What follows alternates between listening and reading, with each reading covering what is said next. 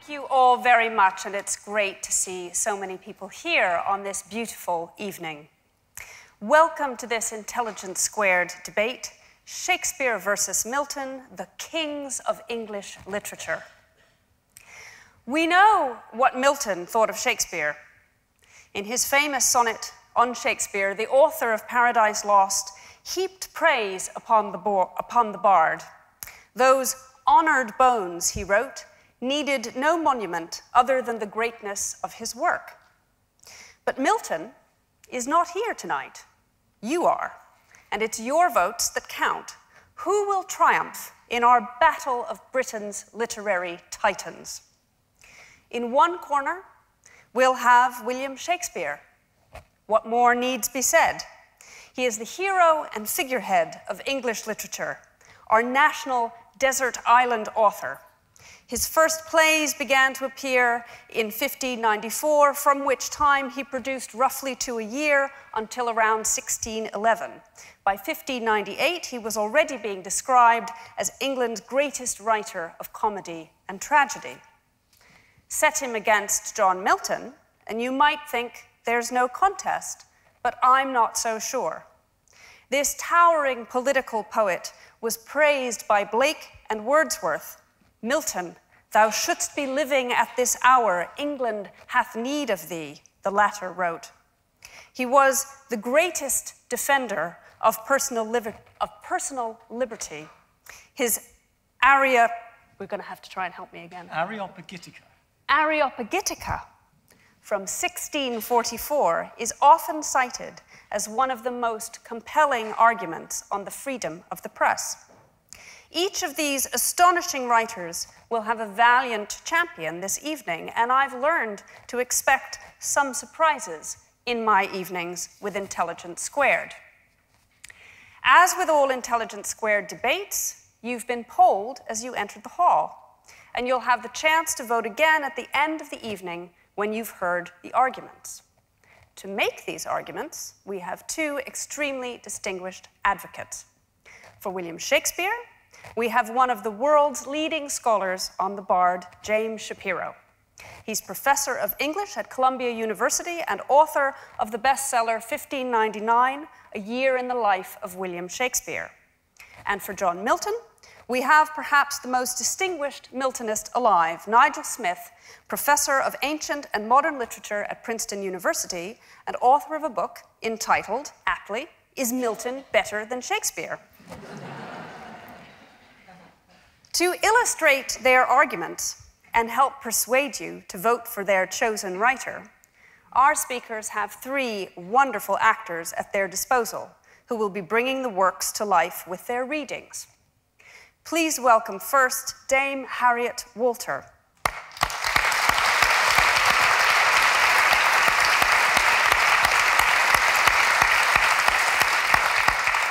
She is one of the greatest actresses of her generation. She has played many roles with the Royal Shakespeare Company, most recently Cleopatra, alongside Patrick Stewart, Beatrice in Much Ado About Nothing, and Lady Macbeth opposite Anthony Sher. She has published 2 books on acting, in particular on playing Lady Macbeth. We also have Samuel West.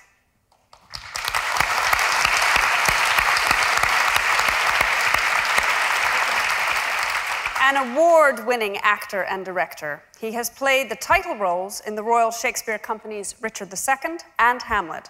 He's also a published author and has written essays on Shakespeare for the Cambridge University Press and on Shakespeare in Love for BBC Radio 3. And finally, Pippa Nixon.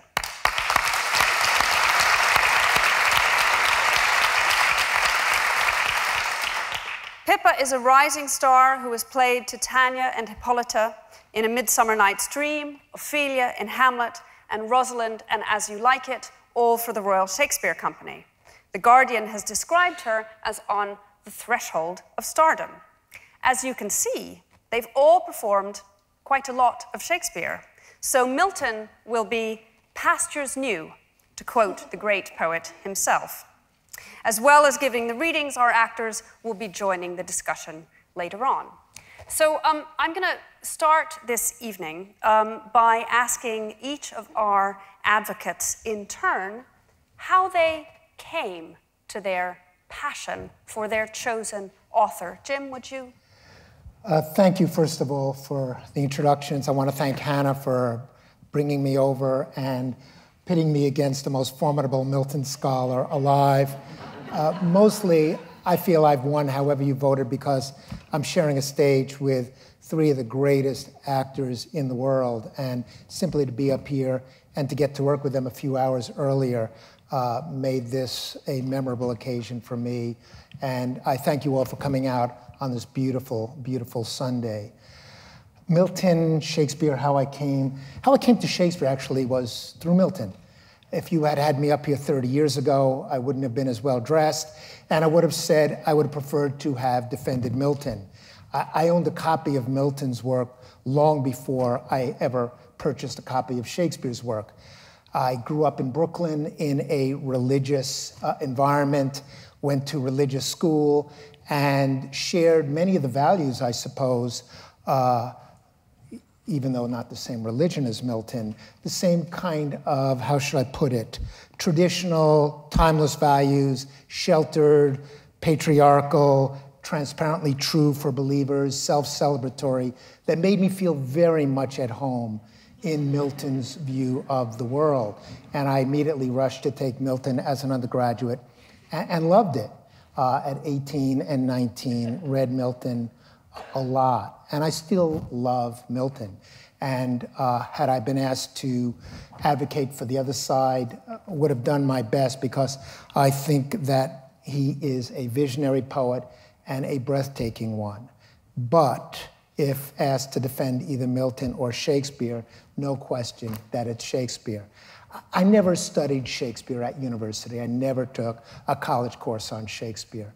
I was bumming around Europe a lot in my late teens and found myself in London and started going to the theater, RSC, National, Royal Court, hitchhiking up to the Edinburgh Festival, and I started seeing Shakespeare plays all the time.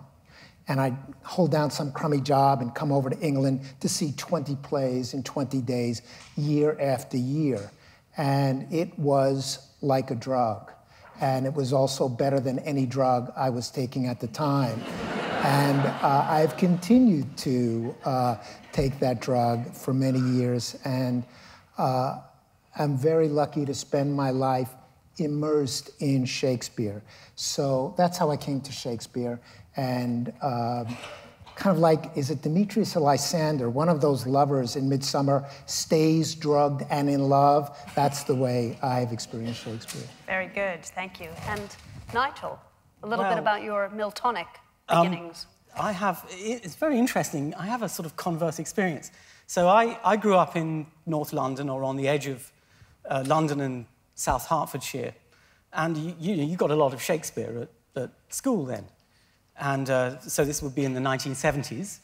And I remember when I was 11, so that was in 1970, being taken to see a local school production of A Midsummer Night's Dream. And I was quite amazed by the acting, even though, of course, it was secondary school acting, so in fact, it probably wasn't very good at all. And I was amazed by the way in which Shakespeare's interest in imagination, in illusion, how love needs both to work, was realized in a performance.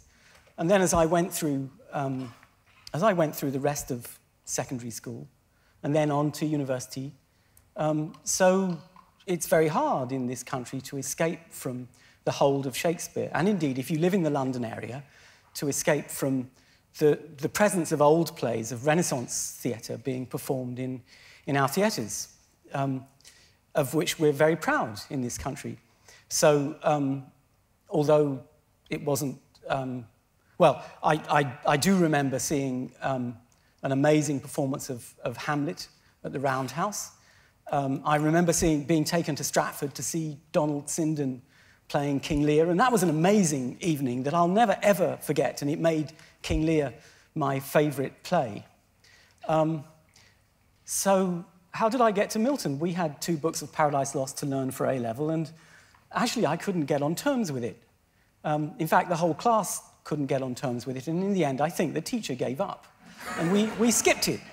You know, it was more rewarding, it seemed, to do Thomas Hardy, Harold Pinter, and 3 Shakespeare plays. But I went to university. I actually went to the University of Hull in the northeast of England, and the reason I did that was to read history as well as English, because I couldn't decide which I wanted to do, and you could do that there.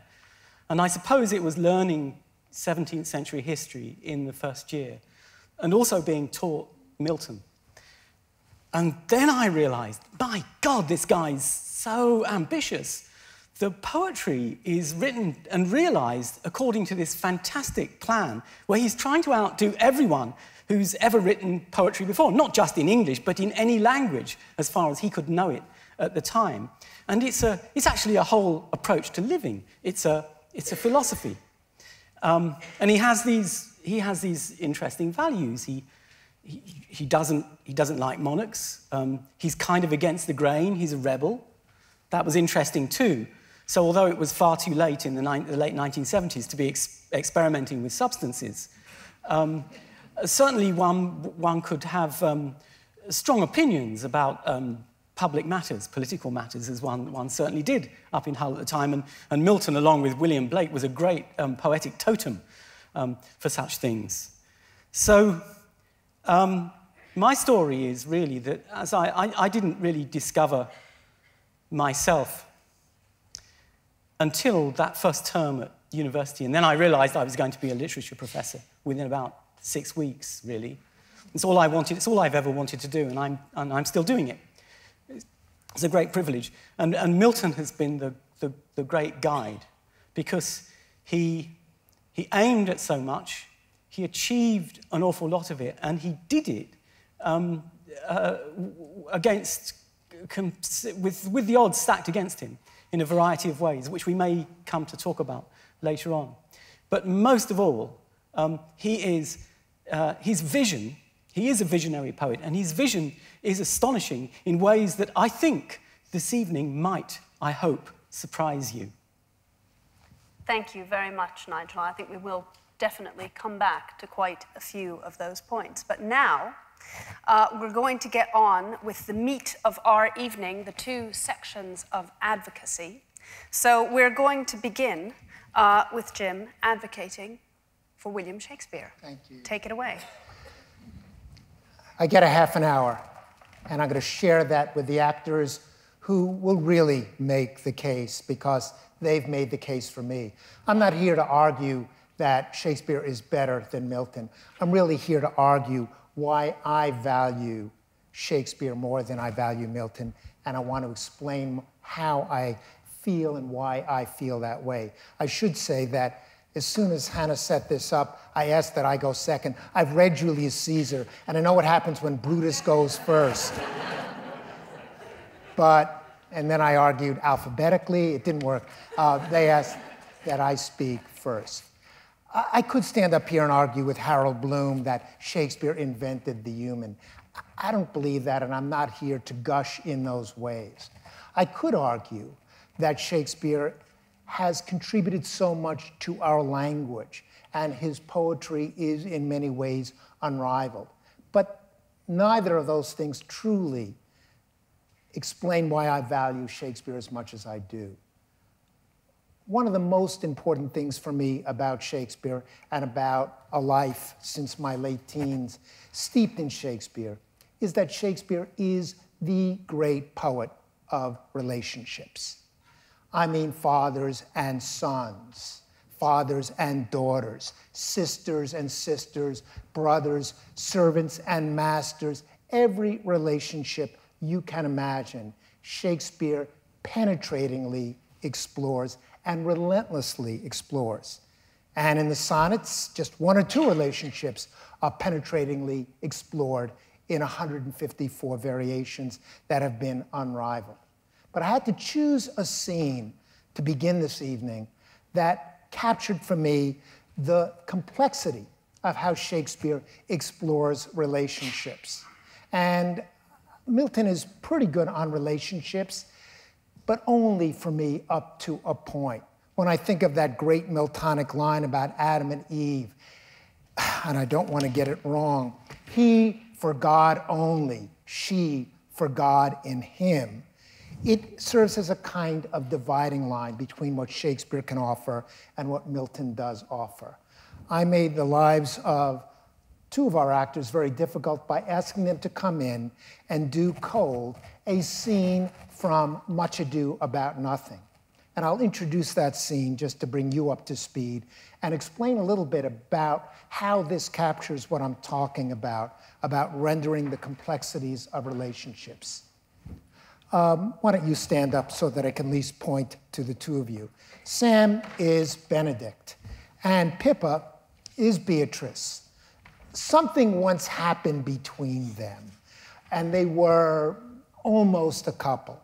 Shakespeare never explores what that is, but we know that they have some bad history behind them. They've gone through about 2 hours now in a play, bantering with each other, perhaps the wittiest banter in all of Shakespeare between man and woman. And at this point in the play, they finally realize, despite everything, and perhaps because of everything, that they love each other. That alone would make for a great scene. But Shakespeare is creating here two scenes that are going on at once. One is a great love scene in which two characters, mature characters, tell each other that they love each other. The other is a radically different scene in which a woman asks a man to kill his best friend. Only Shakespeare gives you both at the same time. And I challenge even fans of Jane Austen or Bronte or Milton to offer something like this. So with apologies to the actors for asking him to pick up in the middle of an extraordinary moment, I'll get out of the way.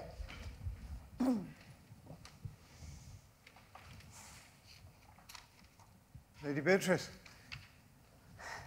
have you wept all this while?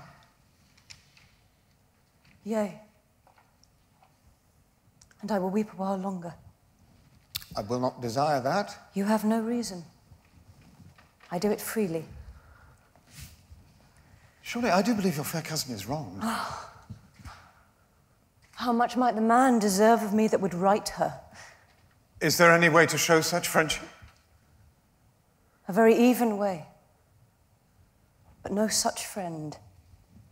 May a man do it? It is a man's office, but not yours. I do love nothing in the world so well as you. It's not that strange. As strange as a thing I know not. It were as possible for me to say, I love nothing so well as you, but believe me not, and yet I lie not. I confess nothing, and yet I deny nothing.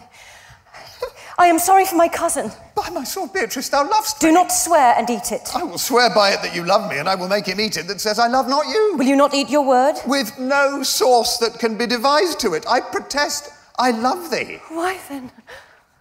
God forgive me. What offence, sweet Beatrice? You have stayed me in a happy hour. I was about to protest I loved you.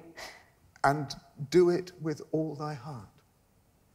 I love you with so much of my heart that none is left to protest. Come, bid me do anything for thee. Kill Claudio. Ha. Not for the wide world. You kill me to deny it. Farewell. Tarry, sweet Beatrice. I am gone, though I am here. There is no love in you. Nay, I pray, let me go. Beatrice. In faith, I will go. We'll be friends first. You dare easier be friends with me than fight with mine enemy? Is Claudio thine enemy? Is he not approved in the height a villain, that hath slandered, scorned, dishonoured my kinswoman? Oh, that I were a man! What, bear her in hand, until they come to take hands, and then with public accusation, uncovered slander, unmitigated rancour. Oh, God, that I were a man! I would eat his heart in the marketplace. Hear me, Beatrice. Talk with a man out of a window, or a proper saying. Nay, but Beatrice. Sweet hero, she is wronged.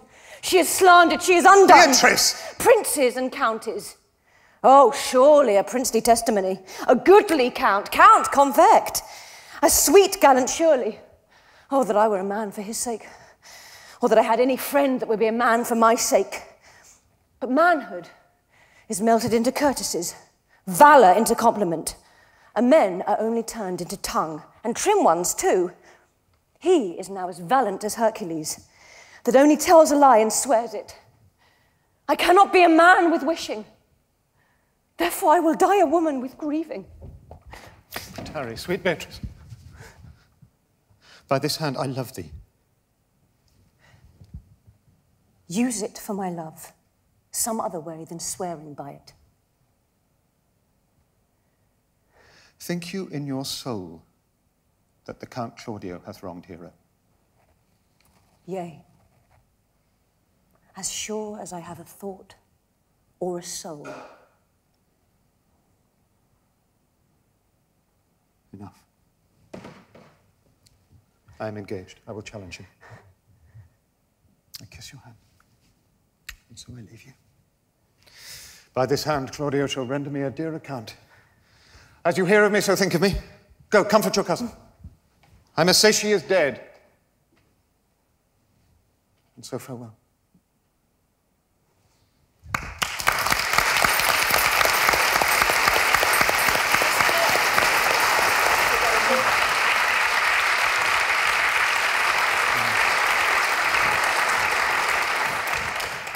Very distracting because I'm so caught up watching them.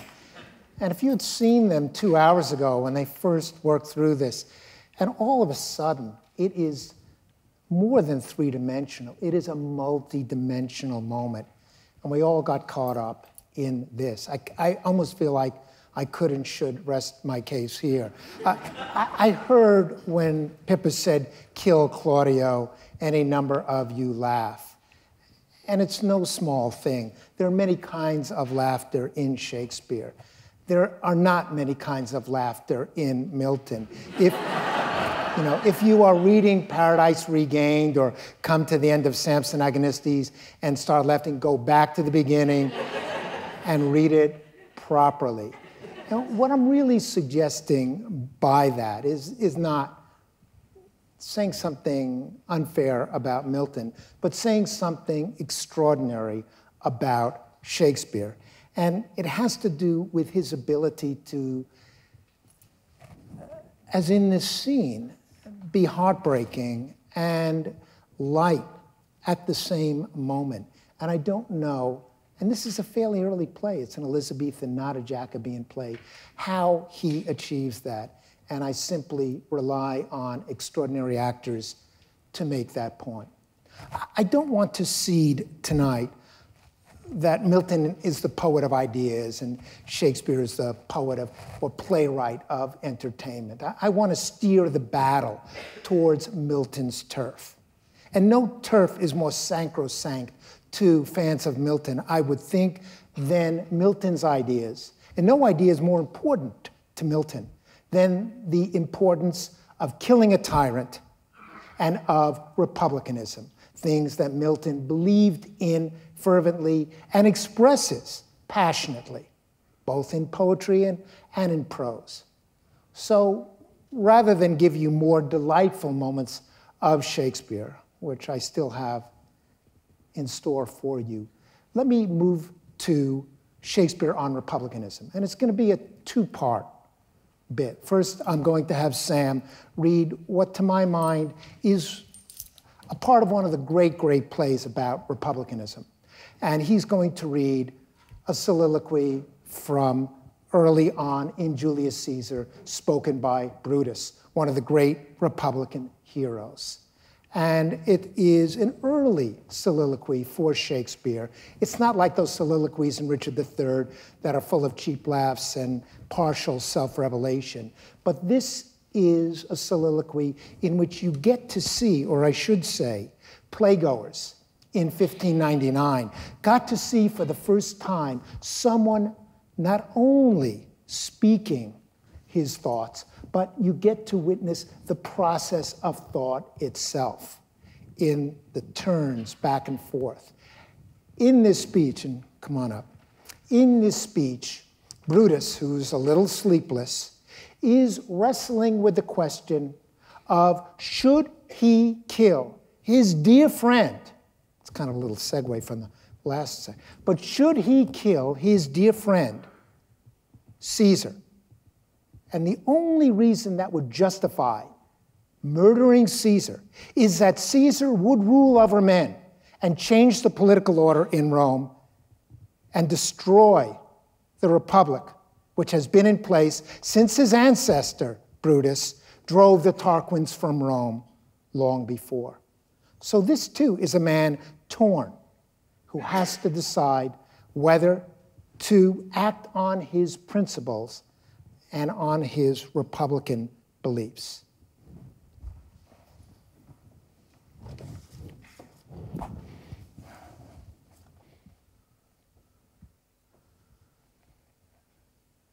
It must be by his death. And for my part, I know no personal cause to spurn at him, but for the general. He would be crowned. How that might change his nature, there's the question. It is the bright day that brings forth the adder, and that craves wary walking. Crown him that. And then, I grant, we put a sting in him that at his will he may do danger with. The abuse of greatness is when it disjoins remorse from power. And to speak truth of Caesar, I have not known when his affection swayed more than his reason. But 'tis a common proof that lowliness is young ambition's ladder, whereto the climber upward turns his face. But when he once attains the utmost round, he then unto the ladder turns his back, looks in the clouds, scorning the base degrees by which he did ascend. So Caesar may. Then, lest he may, prevent. And since the quarrel will bear no colour for the thing he is, fashion it thus, that what he is augmented would run to these and these extremities, and therefore think him as a serpent's egg, which hatched would, as his kind, grow mischievous and kill him in the shell.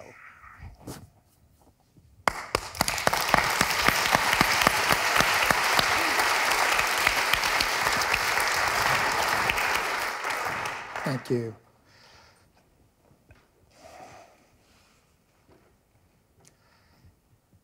When I think of this speech, when I think of Brutus, I think one of the great qualities of Shakespearean characters, and those of you who have seen Sam play Hamlet know this well, is that they are characters who are capable of changing their minds. I always feel, and perhaps it's unfair, and Nigel will correct me on this, but the deck is stacked in Milton. You know how it's going to turn out. With Brutus, every time he comes to that speech, I'm not sure whether the play is going to take a left turn or a right turn. I should also say that one of the brilliant things about Shakespeare on republicanism is, I think, although increasingly my students don't, that Brutus is right, that his principles are correct. Whether he's right or not, he hasn't thought past that moment in which Caesar lays sprawled and bloody, having been assassinated. That republicanism might be right in principle, but in the world, it may not be effective unless you're a bit more Machiavellian than Brutus. I'm going to ask Pippa to come up now and read a poem that may be unfamiliar to most everyone in this room, and that is from Shakespeare's very early long poem, Lucrece, also known as The Rape of Lucrece. And who's read The Rape of Lucrece here, just so I know? This half of the room is quite strong, so is the back. This side is weaker. It's an extraordinary poem. And it's a poem about a man, the husband of Lucrece, who brags about how hot his wife is and how chaste she is to his friends. And one of his friends is a man named Tarquin, who is part of the ruling elite, the kings of Rome. And he goes to Lucrece's house while her husband's away and rapes her. She does not give consent, and he threatens, if she doesn't submit, to kill a servant and put the two of them, kill her as well, and put the two of them together and stain her name in perpetuity. He rapes her, he leaves, and she is left distraught with no choice but to take her own life after revealing to her husband and her father and the Romans gathered around what has happened to her. This, too, is one of the great Republican works of writing in the English language. I'm going to ask Pippa to read the last 3 stanzas of poetry. She reads it so beautifully it feels like it's a bit from a play, but trust me, it's rhymed verse. Pippa.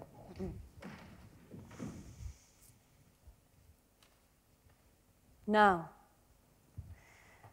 by the capital that we adore, and by this chaste blood so unjustly stained, by heaven's fair sun that breeds the fat earth's store, by all our country rights in Rome maintained, and by chaste Lucrece's soul that late complained her wrongs to us, and by this bloody knife, we will revenge the death of this true wife. This said, he struck his hand upon his breast and kissed the fatal knife to end his vow, and to his protestation urged the rest, who, wondering at him, did his words allow. Then jointly to the ground their knees they bow, and that deep vow, which Brutus made before, he doth again repeat, and that they swore. When they had sworn to this advised doom, they did conclude to bear dead Lucrece thence, to show her bleeding body thorough Rome, and so to publish Tarquin's foul offence, which being done with speedy diligence, the Romans plausibly did give consent to Tarquin's everlasting banishment.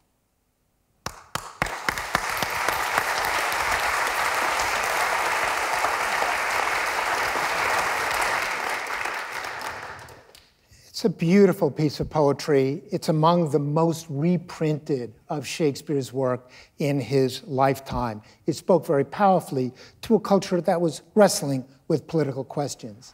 And in those 3 stanzas, you watch the great ancestor of Brutus, an older Roman Brutus, throw off his disguise, point to the body of Lucrece, and if I can summarize that action, offered to carry it through the streets of Rome, to persuade his fellow citizens to throw off the tyrant's yoke and to re-establish, or in fact, to establish the Republic of Rome.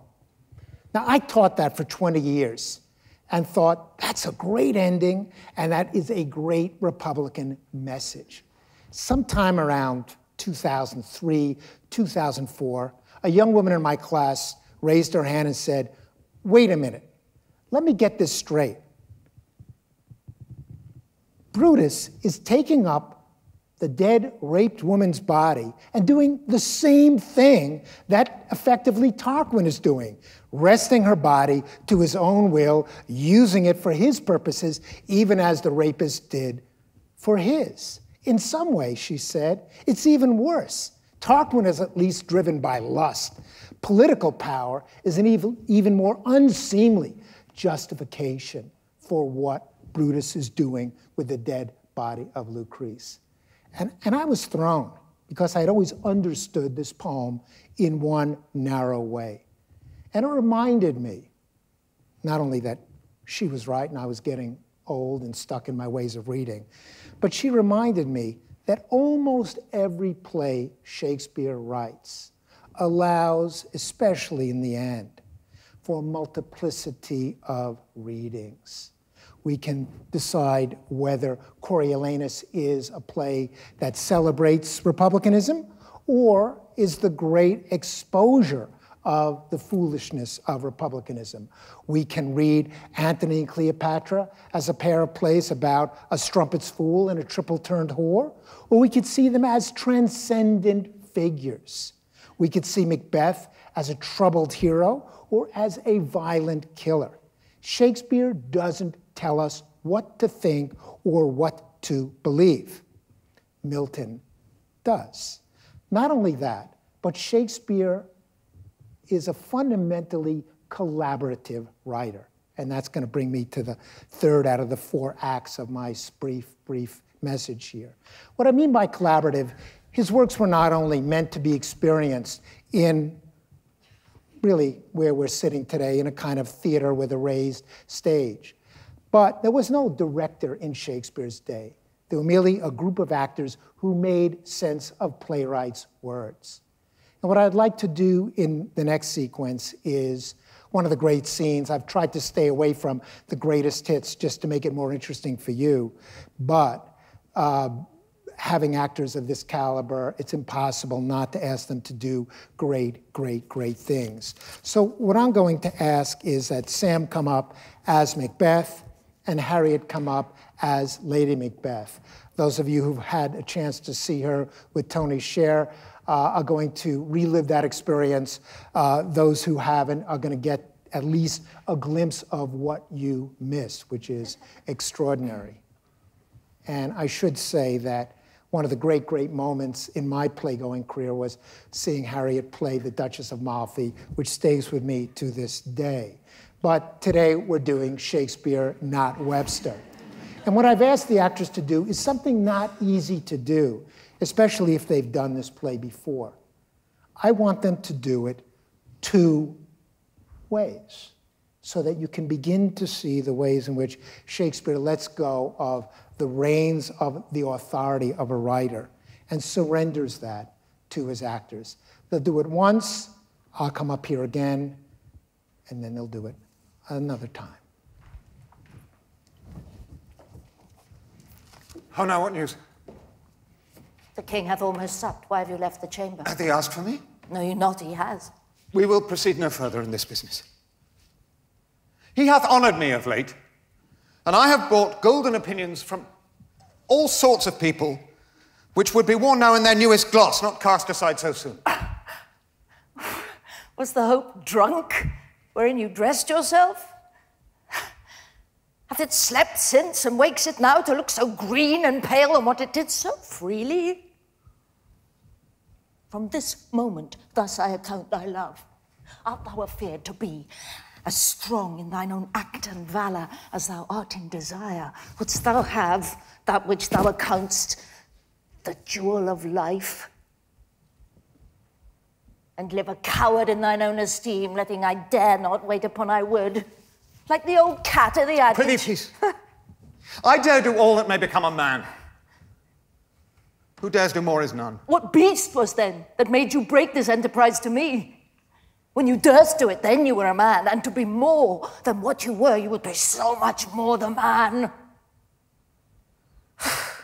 Nor time, nor place did then adhere, and yet you would make both. They have made themselves, and that their fitness now does unmake you. I have given suck, and know how tender it is to love the babe that milks me. I would, while he was smiling in my face, have plucked my nipple from his boneless gums and dashed the brains out, had I so sworn as you have done to this. If we should fail. We fail?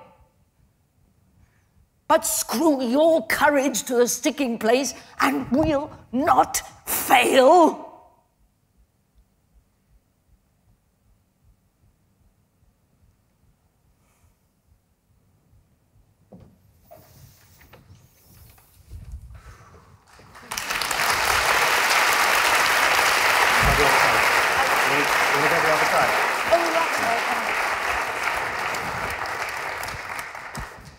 That was amazing. One of the things that's amazing about it is writing in 1606.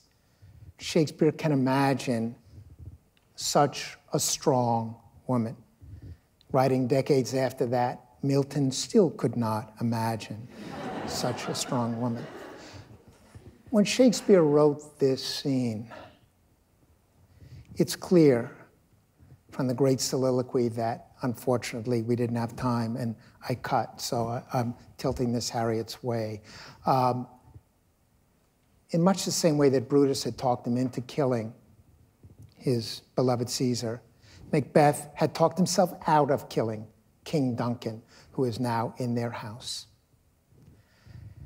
He's lost his resolve, and later Macbeth realizes that she's going to have to spend the rest of her life out of power and authority, and her husband has let her down.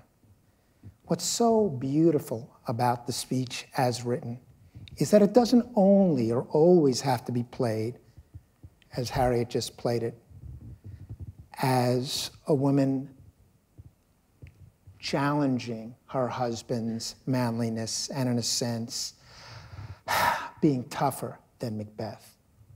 It is, as Harriet told me earlier, a strategic speech for Lady Macbeth, and she's quite right in saying that.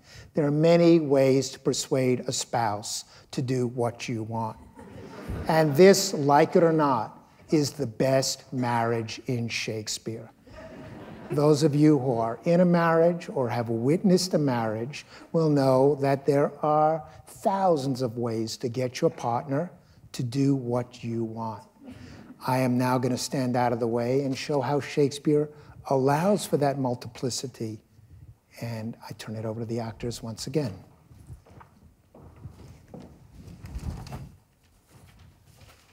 Oh, no, what news? He hath almost supped. Why have you left the chamber? Have they asked for me? No, you not, he has. We will proceed no further in this business. He hath honoured me of late, and I have bought golden opinions from all sorts of people, which would be worn now in their newest gloss, not cast aside so soon. Was the hope drunk wherein you dressed yourself? Hath it slept since, and wakes it now to look so green and pale, and what it did so freely? From henceforth thus I count thy love. Art thou afeard to be the same in thine own act and valour as thou art in desire? Wouldst have that which thou esteem'st, the ornament of life, and live a coward in thine own esteem, letting I dare not wait upon I would, like the poor cat in the adage. Keep peace. I dare do all that may become a man. Who dares do more is none. What beast was then that made you break this enterprise to me? When you durst do it, then you were a man, and to be more than what you were, you'd be so much more than man.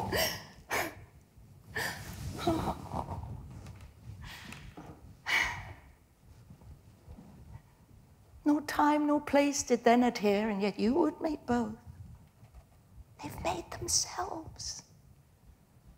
And that their fitness now does unmake you.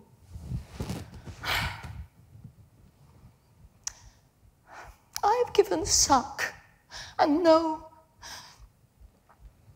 how tender 'tis to love the babe that milks me. I would, while he was smiling in my face, have plucked my nipple from his boneless gums and dashed the brains out had I so sworn as you have done today.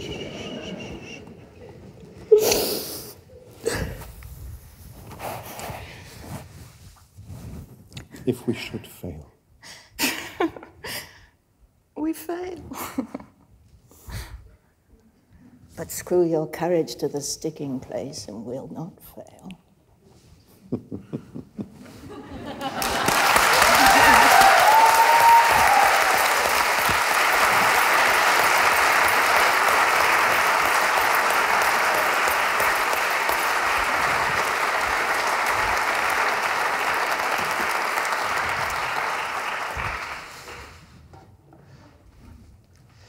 We should have a vote within the vote for who liked the first one more of those two, who liked the second one more. Interesting, interesting.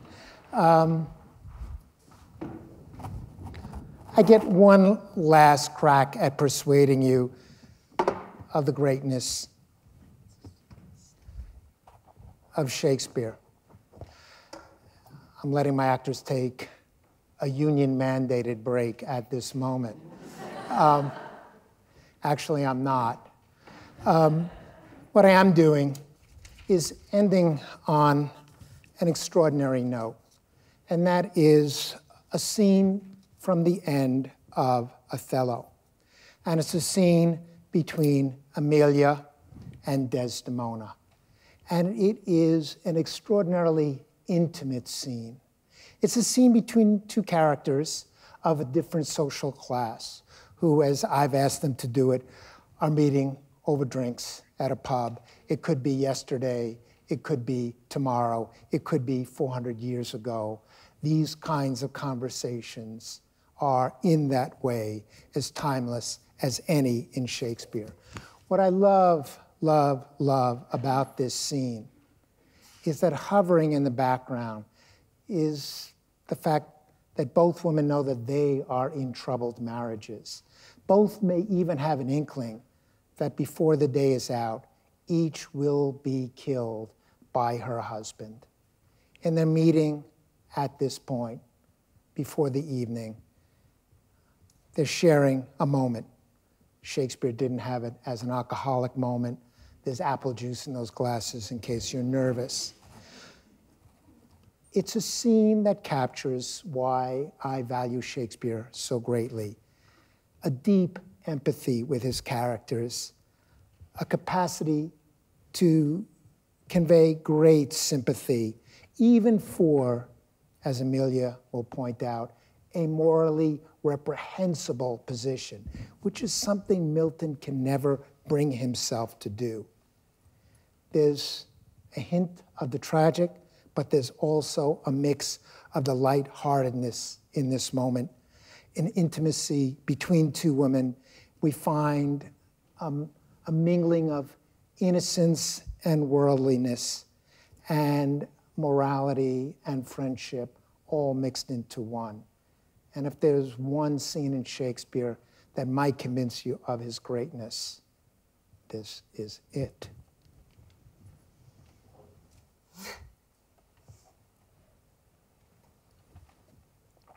Oh, these men, these men.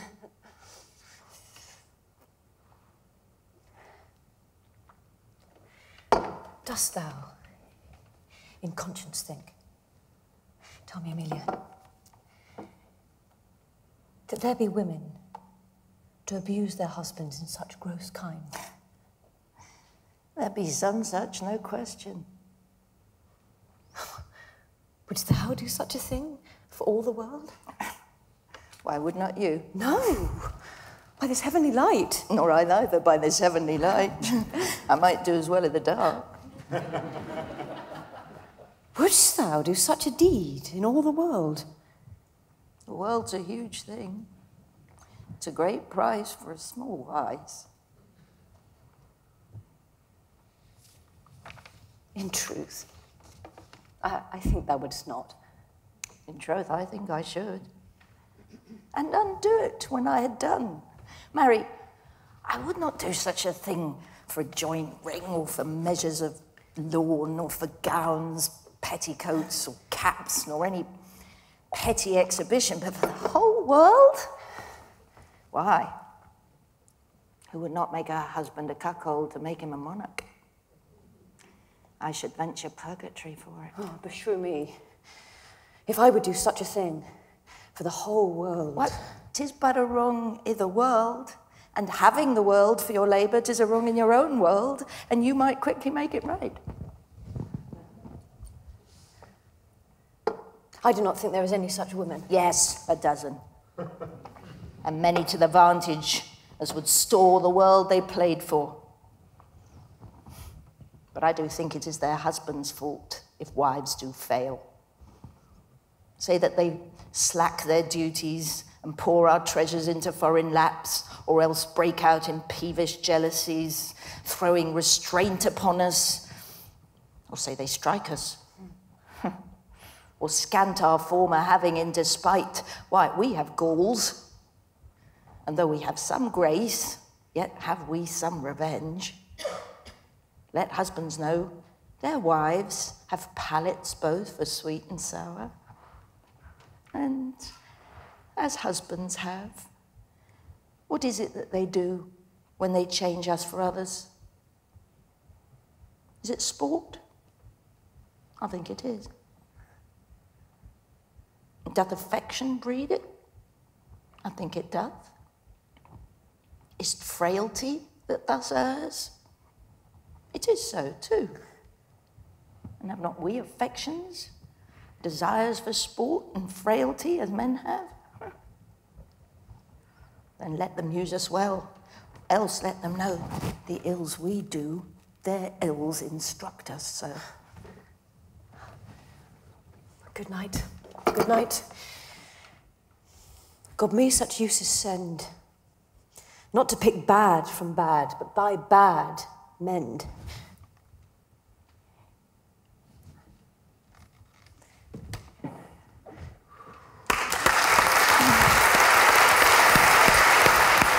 I got completely lost. I got completely lost.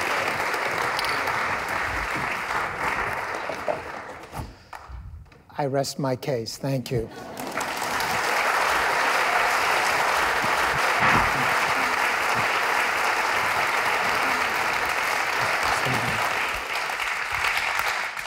Well, that's only half our treats in store. Now I'm going to turn over to Nigel to persuade us over to John Milton.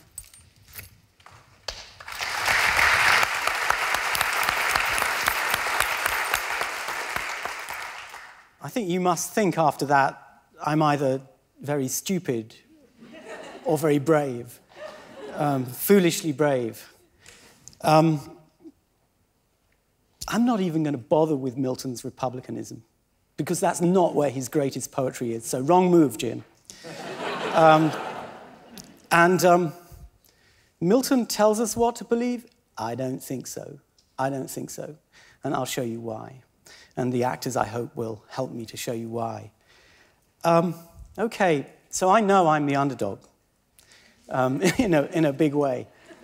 Who's actually read Milton? Right. Not bad. That's pretty good, actually. Who has read all of Paradise Lost? Excellent. But as you see, who has read some of Paradise Lost? Right. Okay. And who has read no Milton? Yeah. Who has read no Shakespeare or seen no Shakespeare?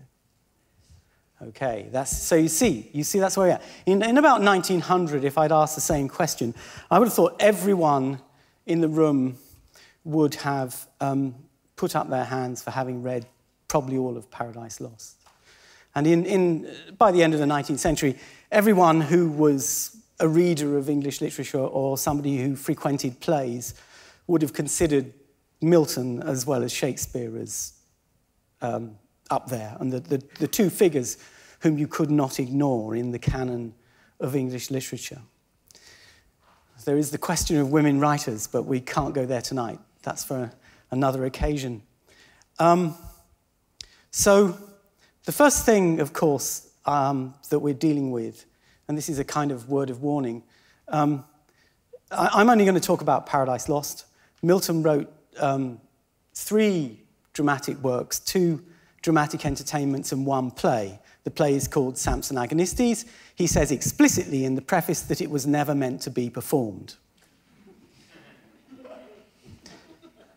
So what you've got to remember is that you're going to hear some pieces of Paradise Lost read to you, and there'll be a little bit of acting out insofar as we can, but what you must remember is it wasn't meant to be a play.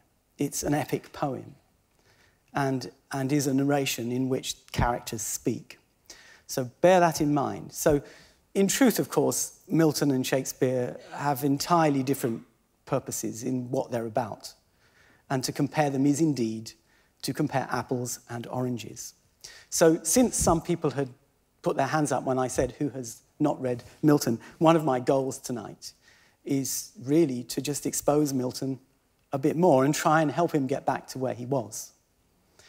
I've got in general three points to make. First of all, Milton, in Paradise Lost in particular, is pushing the limits. He's pushing the limits of what English poetry can do, but he's also pushing the limits of what we as readers can take. He takes us to heaven and to hell. These are, technically speaking, beyond living human experience. If we can get back some of the dead, that would be great. We could have some testimony, but that is not known to happen. Well, except, only in imaginative literature, ghosts. Milton has one of his fallen angels say in Book 2 of Paradise Lost, in the Parliament of Hell, when the fallen angels, as the fallen angels are discussing what to do next, he has one of them actually imagine the destruction of God. He has Moloch say, right, what we should do is we should go straight back up out of hell. We're only just fallen. We should go straight back and we should make war on God again, and we should overwhelm him with the black fire that we've got down here. That's an extraordinary mind experiment. And of course, in the 17th century, that's nearly unimaginable. Not very many people could think outside of the concept of a creator, and indeed a beneficently minded creator. And in this respect, as is probably well known, even if you haven't read Milton, Milton's greatest character, and Shakespeare doesn't do this, this is my cheap shot, as it were, Milton makes of the devil a character seen from the inside. We are put, as readers, in sympathy with the devil. And we understand why he has chosen to rebel against God. Milton's intention is to explore human qualities like jealousy, spite, disdain, contempt, and to make them explainable to his readers. It was the greatest of Milton's moves when he wrote Paradise Lost. To project the source of all evil, as Milton understood it, and as many people still do, sympathetically and heroically, as well as with enormous fear for what Satan has done to the human race. Because everything in our world that is bad, including disease, bad temper, aging, sickness, and finally death, that is because Satan caused the fall of man. He successfully tempted Adam and Eve. That's the story, that's what the Bible teaches, and that's how Milton expanded the Bible in his great poem. There's no doubt that there's an intellectual strenuousness at the heart of Milton, but it's my purpose tonight to show you that it's not beyond anyone to understand what Milton is up to. A few weeks ago, I had to go and see a doctor, or since I live in America, one of my doctors, and he said, "What are you doing?" I said, I'm going to England, I'm going to London, and I'm going to be in this debate about whether Milton is better than Shakespeare. And he said, "Oh yeah, I took a Shakespeare class at college, but I was scared of Milton. He's too smart for me."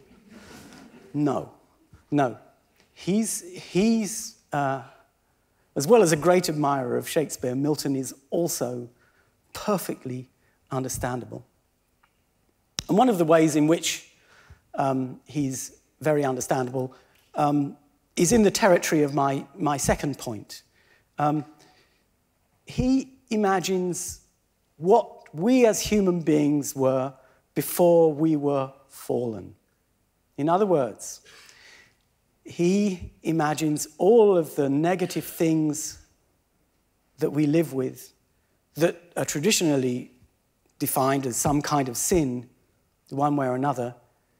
He erases that and gives us Adam and Eve before the fall. And what most people don't know is they're really sexy. By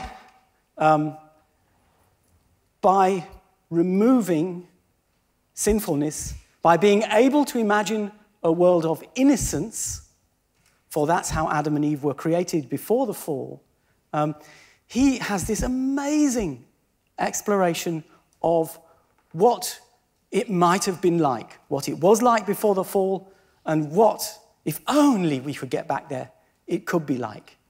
And it's pretty amazing. I think this is part of the real greatness of Milton, not only to get inside with sympathy the head of the source of all evil, but to go to the other side and to give us characters that, technically speaking, we shouldn't really be able to imagine, not only angels, but human beings before they were fallen, in their perfect state. And in the 17th century, the great hope was that somebody might figure out a way of getting back to that unfallen state. So one of the things I'm going to concentrate on is the scenes in the poem where Adam and Eve interact before they are fallen. It is my contention that what Paradise Lost is about is love. L-U-R-V-E. That is what Milton is trying to teach. It is a poem that offers it to us in great variety and in a connected process of thought across many thousands of lines of verse.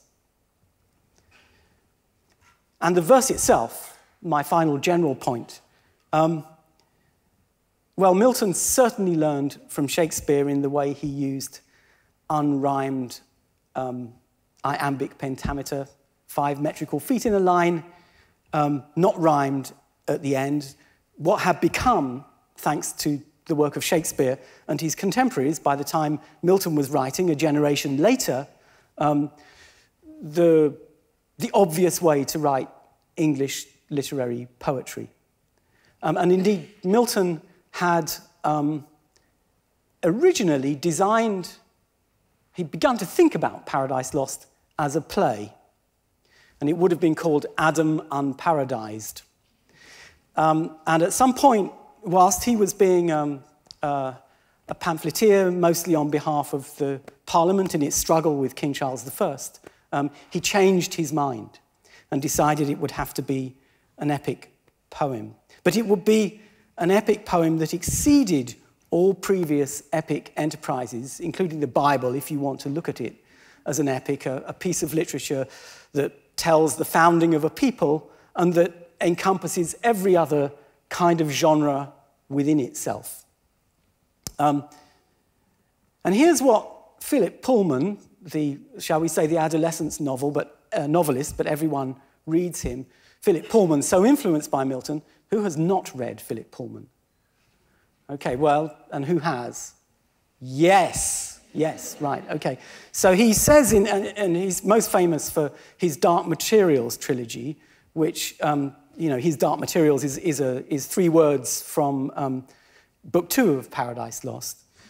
Philip Pullman says in his own edition of Paradise Lost, in the preface, this: no one, not even Shakespeare, surpasses Milton in his command of the sound, the music, the weight and taste and texture of English words. Well, I will try and give you a chance to see whether you agree with that statement or not, and at least to see why some people why somebody was led to make the statement in the first place. I think we must move to the first passage. we're at the beginning of Book 4. The poem begins in Book 1. For those of you who don't know it, Satan and Beelzebub we encounter them. They've been thrown out of hell, and they're picking themselves up off the burning lake in hell. They wonder what to do. There's a big debate in hell, and it's decided that they've heard about this new world that God has created to make up for the loss of the fallen angels, and Satan will be sent to do damage to it. So Book 4 opens with Satan having just arrived at the perimeter of Eden, cursing the sun for reminding him of his former glory. Milton's Satan, evil as he is also full of remorse and knows exactly why he has fallen. When he's busy rebelling, as we'll see a little bit later in the poem, he's a profoundly amnesic revolutionary. He cannot remember what he owes. But he does here, and that only makes his torment the worse. And being only recently fallen only increases his torture.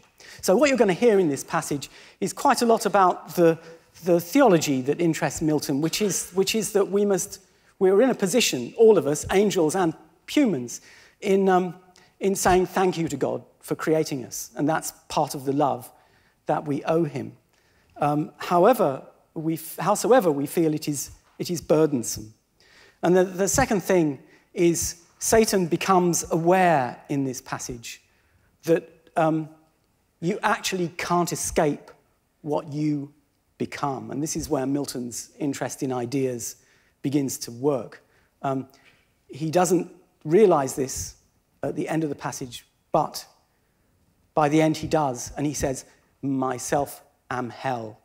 Oh, I was going to say, oh my God. But he wouldn't say that. He says, I have become exactly where I was thrown to, and my predicament is therefore utterly lost.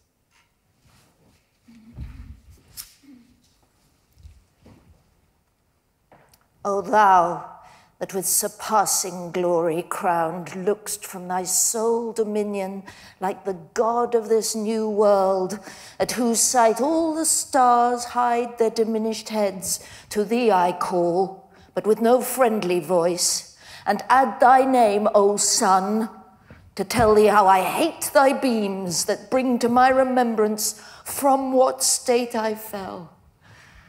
How glorious once above thy sphere, till pride and worse ambition threw me down, warring in heaven against heaven's matchless king. Ah, wherefore? He deserved no such return from me, whom he created, what I was, in that bright eminence, and with his good upbraided none. Nor was his service hard. What could be less than to afford him praise, the easiest recompense, and pay him thanks, how due? Yet all this good proved ill in me, and wrought but malice. Lifted up so high, I disdained subjection, and thought one step higher would set me highest, and in a moment quit the debt immense of endless gratitude, so burthensome, still paying, still to owe, forgetful what from him I still received, and understood not that a grateful mind by owing owes not, but still pays, at once indebted and discharged. What burden then? Oh, had his powerful destiny ordained me some inferior angel, I had stood then happy. No unbounded hope had raised ambition, yet why not? Some other power as great might have aspired, and me, though mean, drawn to his part, but other powers as great fell not, but stand unshaken from within or from without, to all temptations armed. Hadst thou the same free will and power to stand? Thou hadst. Whom hast thou then, or what to accuse, but heaven's free love dealt equally to all? Be then his love accursed, since love or hate to me alike it deals eternal woe. Nay, cursed be thou, since against his thy will chose freely what it now so justly rues me miserable. Which way shall I fly? Infinite wrath and infinite despair. Which way I fly is hell. Myself am hell. And in the lowest deep, a lower deep, still threatening to devour me, opens wide, to which the hell I suffer now seems a heaven.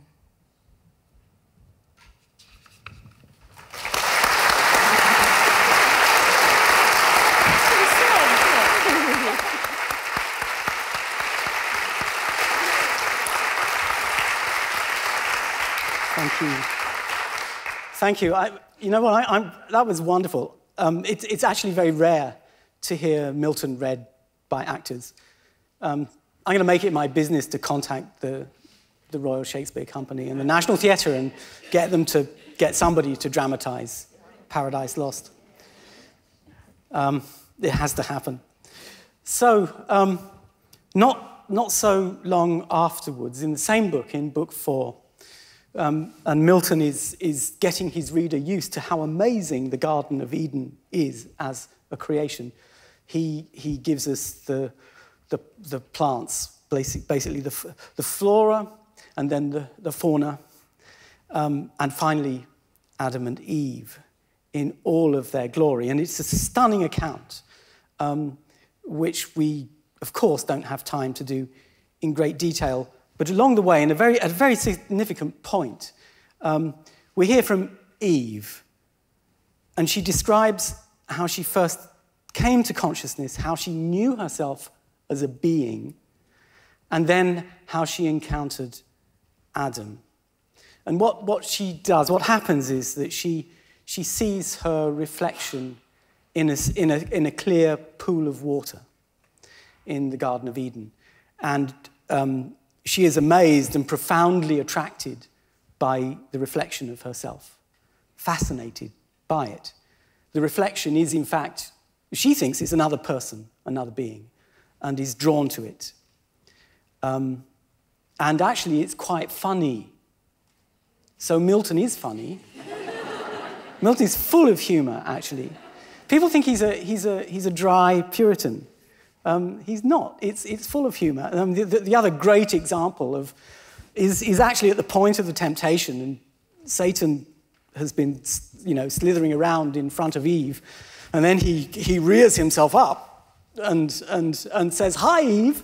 And she said, "What? A talking snake?"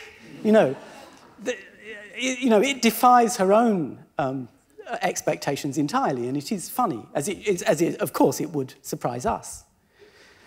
So I hope. So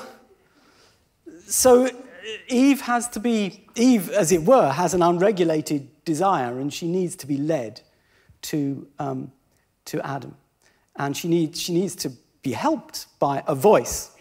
Now, this voice, what this voice has been a subject of debate among Milton scholars, but we have decided here that it is the voice of God tonight. So you're going to hear the voice of God. What happens at the end is that Satan has been watching all of this, stage left, so to speak, recessed, and it really winds up his jealousy. And of course, it is a sexual jealousy, because what he sees is our first parents making love in the many ways that they do. And he can't have any of it. And the friendship, which is what we will learn later in the poem, the friendship, the high friendship, that is how the angels experience love, that, of course, has gone with the rebellion of the angels and those that fell. They can only hate and despise each other, all the more. So, the first love, as we see it in all of its perfection and glory, is countered by this fierce opposite.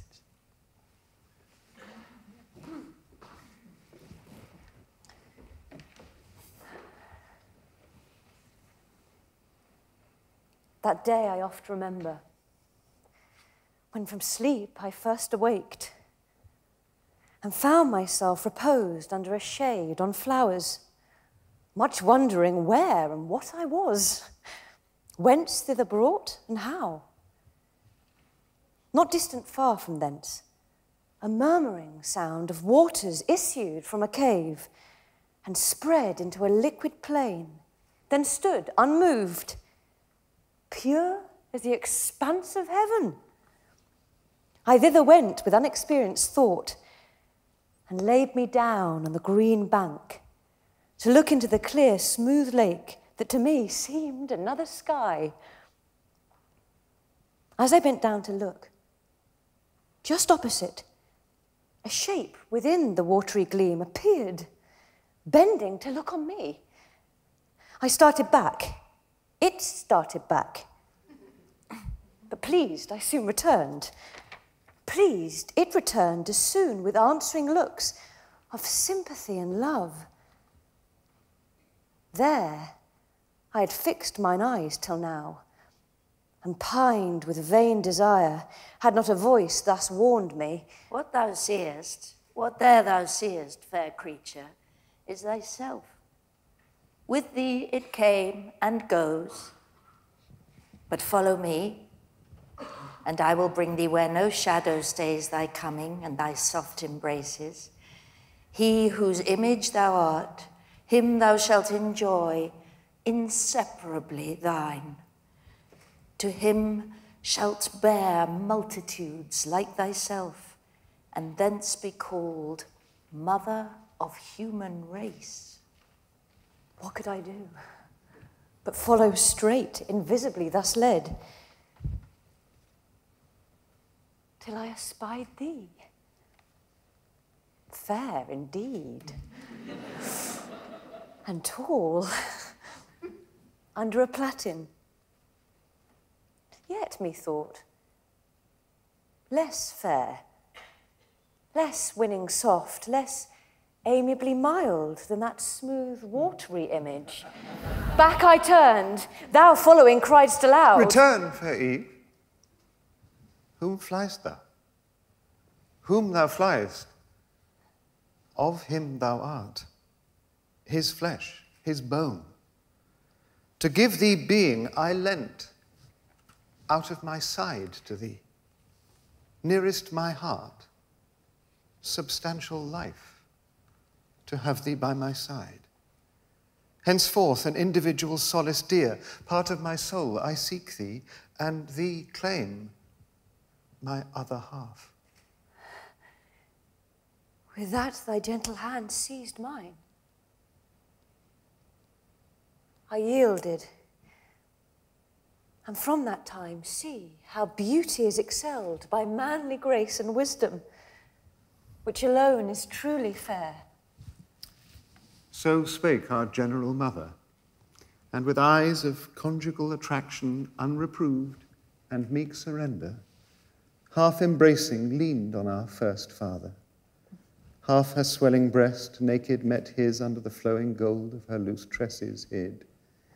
He in delight both of her beauty and submissive charms smiled with superior love, as Jupiter on Juno smiles when he entrains the clouds that shed May flowers, and pressed her matron lip with kisses pure.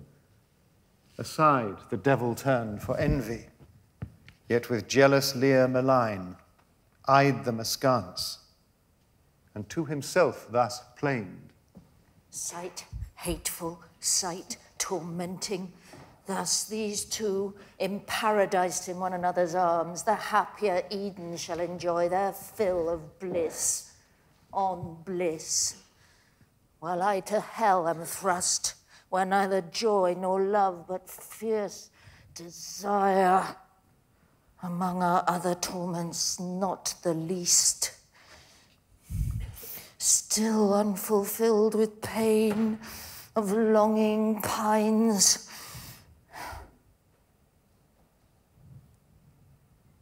Yet let me not forget what I have gained from their own mouths. All is not theirs, it seems. One fatal tree there stands, of knowledge called, forbidden them to taste, knowledge forbidden. Suspicious, reasonless, why should their Lord envy them that? Can it be sin to know? Can it be death? And do they only stand by ignorance, the proof of their obedience and their faith? Oh, fair fountain laid whereon to build their ruin. Hence I shall excite their minds with more desire to know, and to reject envious commands invented with design to keep them low, whom knowledge might exalt equal with gods. Aspiring to be such, they taste and die. What likelier can ensue?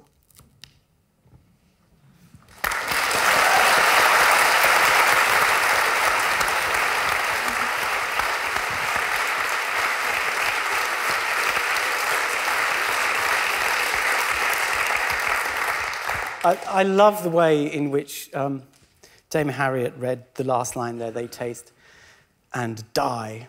And that, of course, is entirely Satan's intention. He wants to do them and us in. Later on, after the fall, his minions, Sin, his daughter, and Death, the incestuous son of their union, the union of Satan and Sin, he encourages them to leave hell and go to the earth. And he says, find the humans and kill them. And it's totally terrifying. And you understand malignity in a very pure form. And I think that's, I suppose, that is one of Milton's great aims, is to reduce key qualities and concepts to something that, things that can be understood with unmistakable and terrifying clarity. So, some more love, I think, after that. So much later in Book 8, after the Archangel Raphael, who's sent by God basically to teach Adam and Eve about things, he describes Satan's rebellion and the war in heaven and the creation of the world. These episodes occupy the central part of the poem. And they culminate in an extraordinary episode where Adam is given the responsibility of describing his own conversation with God. So, in the Bible, only Moses really gets to meet God, and he only sees his hind parts, right? So this is Milton's dare. He has a creation, he has a conversation between the first man and God, and the result of it is the creation of Eve. What they talk about is the debt or the reality that God lives with, and in a sense, the debt he pays, which is that he is totally alone as the supreme being, and he can enjoy no company with anyone. And how would Adam like that? And Adam thinks about that and says, well, actually, that's quite terrifying. And God says, it's all right, I was only joking. More humor. Only joking. Only joking, Adam. It's all right. I have specifically designed you so that you have a need for a partner, and I'm going to give you one. And then Adam describes how Eve is created, as you'll hear shortly. Why is it Adam and not Raphael who gets to describe it? Well, the answer is that Raphael was sent off by God for this particular part of the creation to go to the gates of hell and make sure no one got out to see this very important part of the creation. And Raphael is not as we learn, if you're an attentive reader, you realize that Raphael is actually not a particular, he's not always reliable in what he tells you. But Adam, he tells it like it was.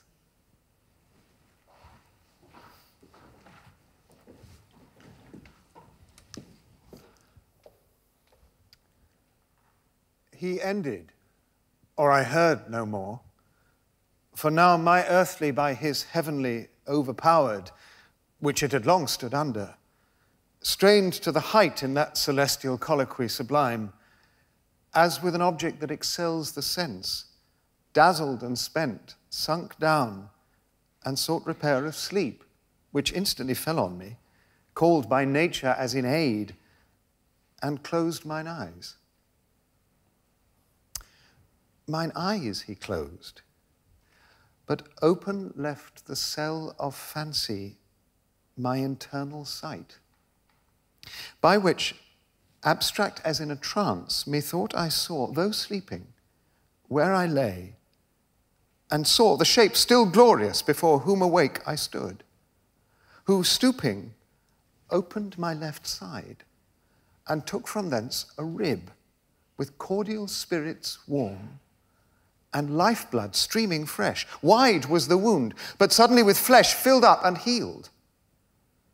The rib he formed and fashioned with his hands. Under his forming hands, a creature grew, manlike, but different sex. So lovely fair that what seemed fair in all the world seemed now mean, or in her summed up, in her contained, and in her looks, which from that time infused sweetness into my heart, unfelt before, and into all things from her air inspired the spirit of love and amorous delight. She disappeared and left me dark. I waked to find her, or forever to deplore her loss, and all pleasures all abjure.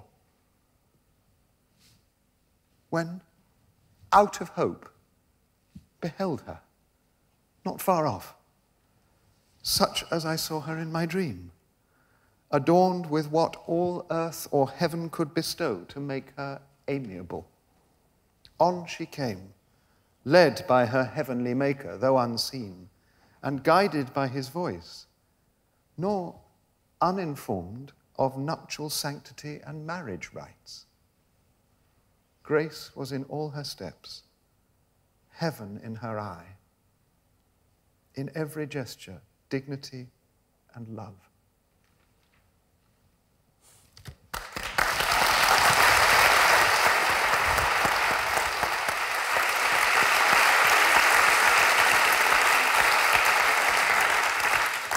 You see, it's all about love. And not just the love between Adam and Eve and how it wonderfully arises in their unfallen state. But also, I think most interestingly in that passage, Milton is on to the love that exists between the creator in his creating act and the object that he fashioned. There seems to be a huge bond of love and affection there. And by bringing the two together in that passage and voiced by Adam, the poetry just exudes love. Well now, to finish, we're going to the temptation, or rather, just before the temptation and the fall of man. We're going to a scene where Adam and Eve debate the pros and cons of separating, so it's called the separation scene, of separating in order to do the gardening more efficiently. Why they talk about this, I'm not sure. Eve is something of a control freak, it turns out. And Adam says, chill, so to speak. It's okay. Yes, I know the grass needs cutting, but, you know, there will be children, and, you know, they'll help us keep this place in order. Just be patient.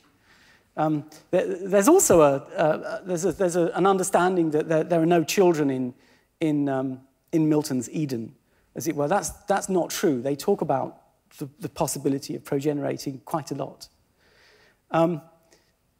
So they know that if they separate, this might leave them each more vulnerable to temptation, to the presence of Satan. And they have been warned by now that there is trouble around. Adam at first insists on being faithful to God, and so nothing is to be left to chance, so they're stronger if they stay together. But Eve reasons that they should each be capable of resisting temptation individually. So, oh yes, there's a line that Jim quite rightly quoted, he for God only, she for God in him. But throughout Milton's portrayal of Eve, she is a phenomenal intellect. He respects her enormously, and he gives us their strengths and their vulnerabilities each. The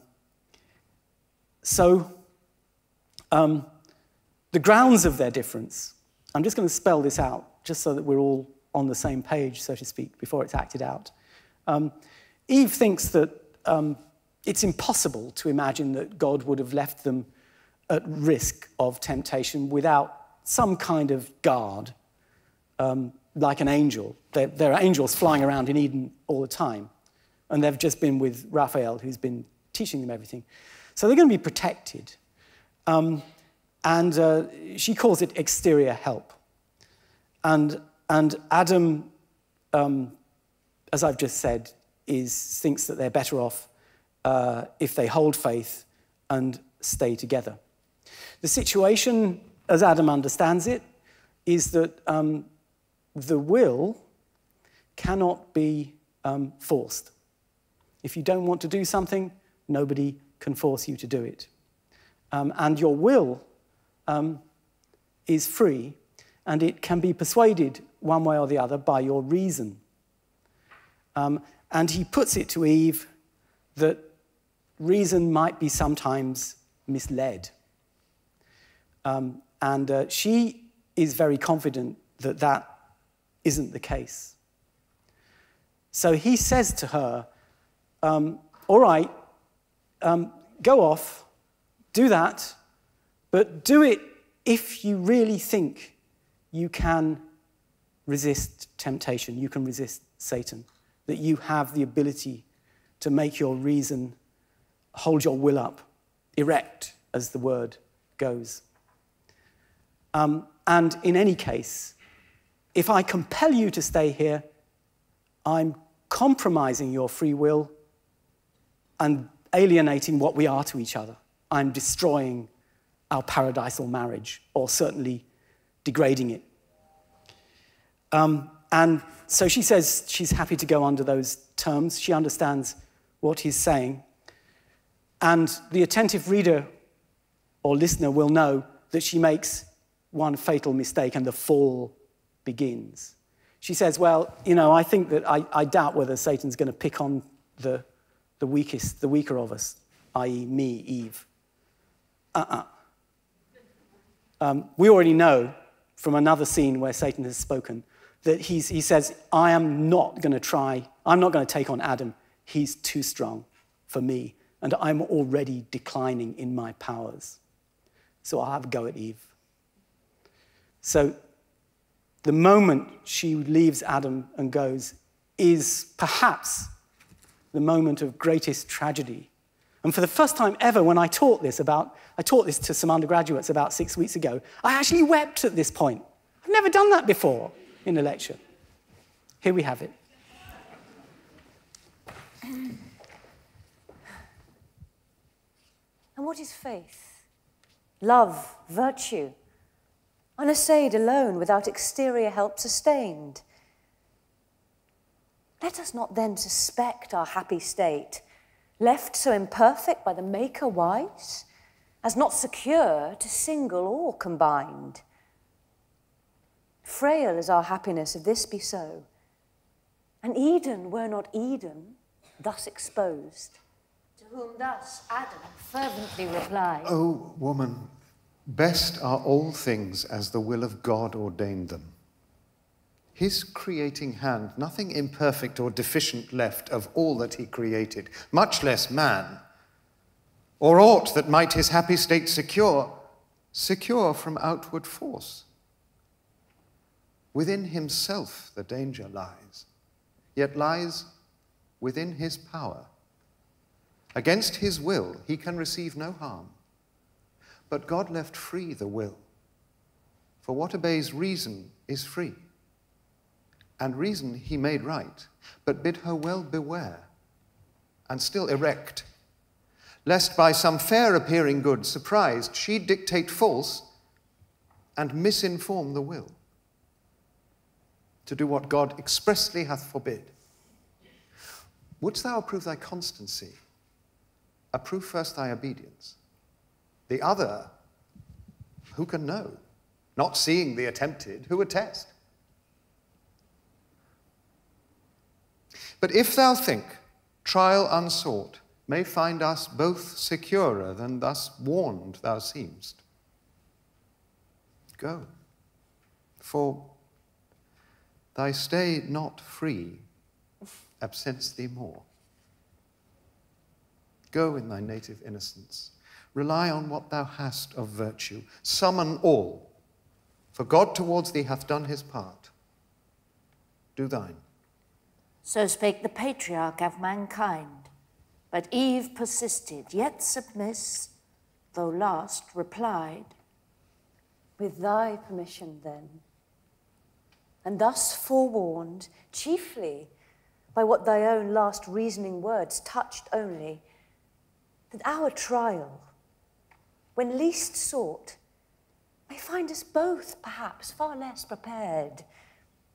The willinger I go, nor much expect a foe so proud, will first the weaker seek.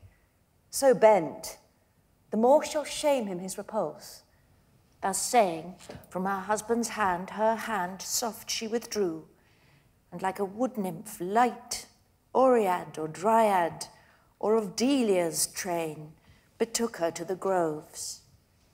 But Delia's self in gait surpassed, and goddess-like deport, though not as she with bow and quiver armed, but with such gardening tools as art, yet rude, guiltless of fire, had formed, or angels brought.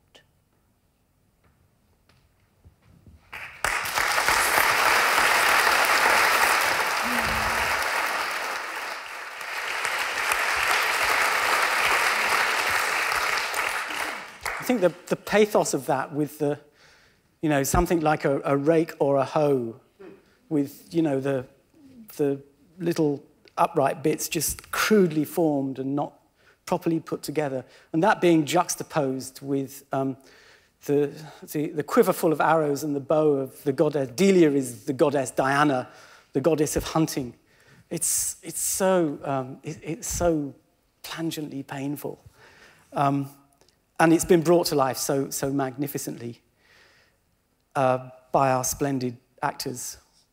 So I have put before you the great argument, as it's sometimes called, of Milton's amazing poem. It's an argument that touches us all. There's no way that you can be as a human being without engaging with the things that Milton thinks about, and that's entirely his point. So my mentor in the University of Oxford, John Carey, the well-known critic and reviewer, published his memoir recently. It's called The Unexpected Professor, and he says in it that literature sets you free because it allows you to enter so many different imaginative spaces that are beyond your normal everyday experience. And of course, he's right. And Carey is, first and foremost, a great Miltonist. And that statement applies particularly well to Paradise Lost. It explains in its doctrine of love exactly how we can be better, and it shows us how we can be at the very best in a poetry which I don't think anyone's yet beaten, even if it does something quite different to what Mr. Shakespeare does. Thank you very much for listening to us.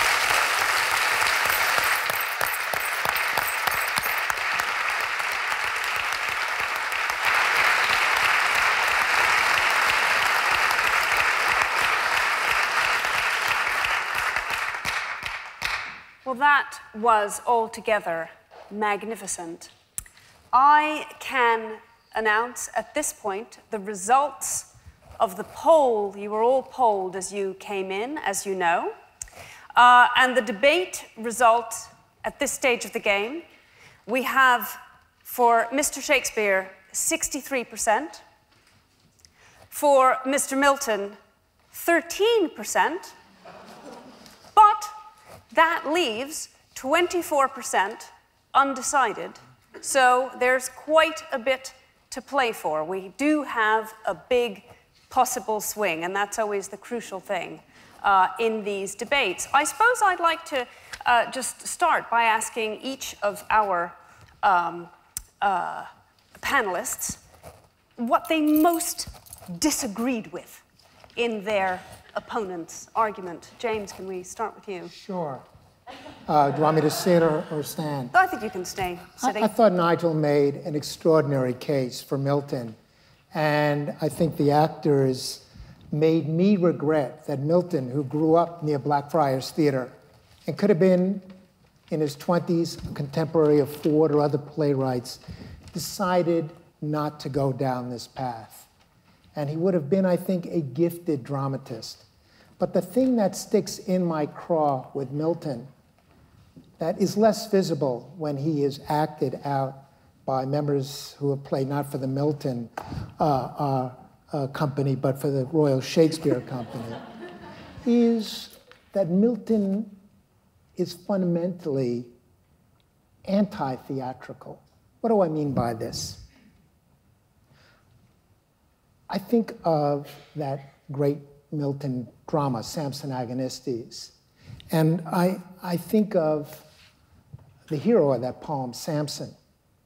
And at the end of that extraordinary poem, Samson pushes down the pillars and brings down the house, so to speak. And it's a funny bit in there that Milton changes. He looked up scripture, and his Hebrew was good enough to know that the word to describe the space they were in was bayit, or in Hebrew, or house, or temple. But Milton retranslates that as theater. And the description, for those of you who are familiar with that scene, is a deeply anti-theatrical one. I guess my response to that passionate argument is to quote Nigel's own words, and he's written eloquently on the subject. Own words against him. You heard that groan there. Milton never forgave Shakespeare for schooling Charles I in the ways of tyranny. He speaks in his great prose work, Iconoclastes, of the closest companion of these his solitudes, William Shakespeare, when referring to Charles I. And Nigel himself writes, Milton's favorite English dramatists, or at least his works, participate in the font of evil, in schooling Charles I in his tyrannical way. So I'll still insist that tyranny and republicanism were preoccupations for Milton, so much so that Shakespeare gets implicated as an accomplice. I couldn't vote for anybody who implicates Shakespeare in the font of evil. I have to... My God, I wasn't expecting that. You know, I don't often get tortured for saying things in my writing.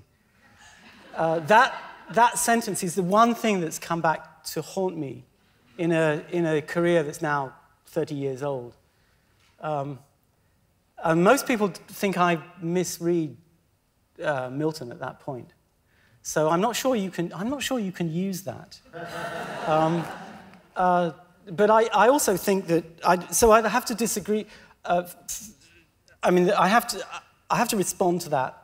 But first, I'm going to say what I most found difficult about your argument, and that was that Milton isn't funny, or isn't humorous. He's full of humour. It's everywhere, but it's often a very refined kind of humour.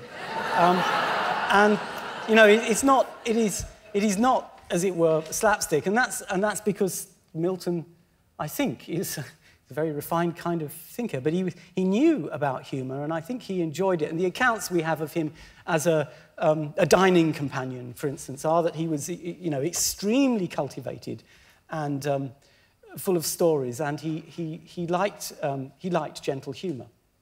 So, as it were, humour mixed with love, as I think we see it in the characters.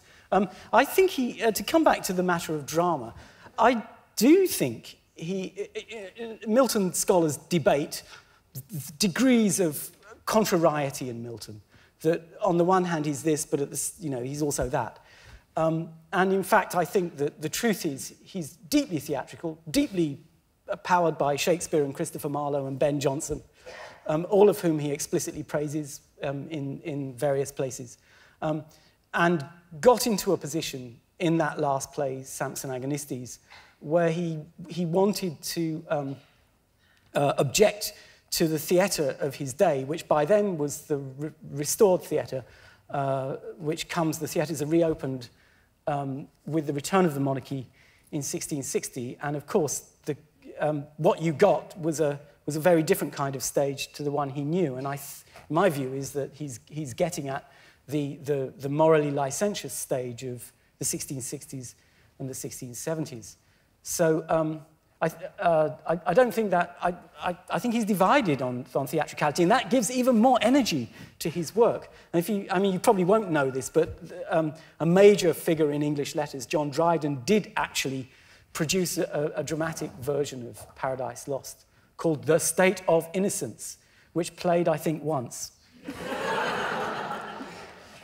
One thing because I'm aware, certainly from this vote, that Milton is, shall we say, the underdog, I feel I must bring up the fact that not everyone has praised Shakespeare. Famously, I think Tolstoy was not a fan, despite reading Shakespeare in English and French and Russian, was never persuaded. And there's a wonderful line, Samuel Johnson, again, not a small thinker, Shakespeare never had 6 lines together without a fault. And Pepys went to see Midsummer Night's Dream and, rather surprisingly, said it was the most ridiculous play that he'd ever seen in his life. So these are not small criticisms. What's your answer? I can only quote Dr. Johnson on Paradise Lost. None ever wished it longer.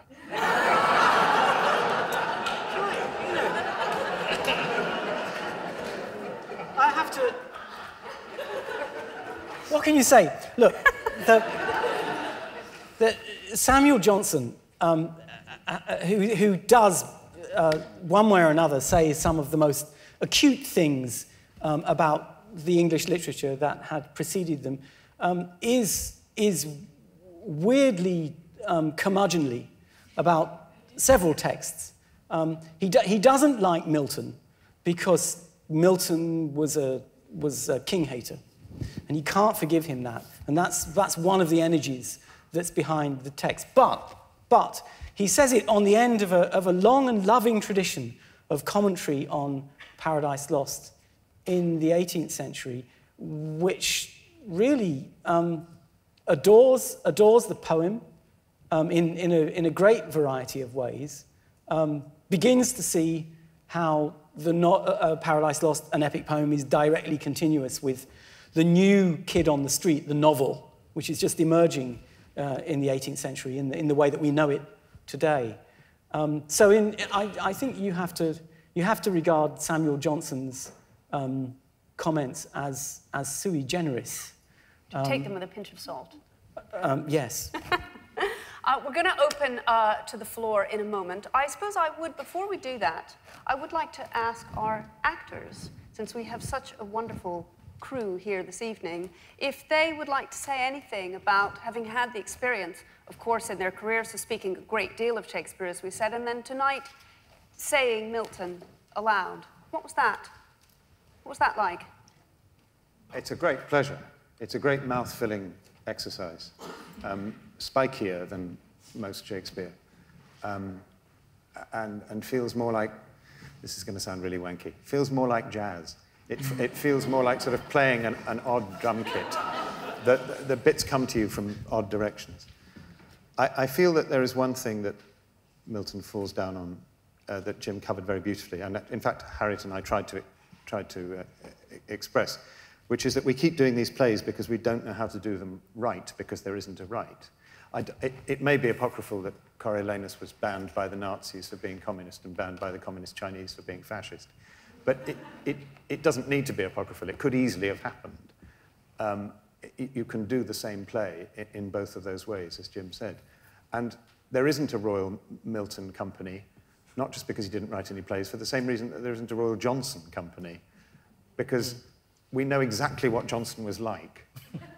And we don't devote an entire company to doing his plays because he comes through all of them, as Milton does all through his poems. Shakespeare is hidden behind his work in a way that I find fascinating. And I want my poetry to be Republican. I'm a Republican. And I want my production of Richard II to be king-hating. But on the other hand, I realise that if it was, we probably wouldn't do it quite so often. And that, as an actor, would be a shame. It's the first time I've ever read Milton out loud tonight. And even preparing at home, it was quite hard to get into. But once you got into it, it was really fun and really beautiful. And I loved it, and I feel like I'm converted. But with Shakespeare, a little bit like what Sam said, I've done Midsummer Night's Dream 3 times. And I'm sure I will do that play a number of more times in my career. And Shakespeare, it does feel like with the plays and the characters, you can come back to them time and time again throughout your life, playing the same character, and it will be a completely different experience because you're at a different experience in your life.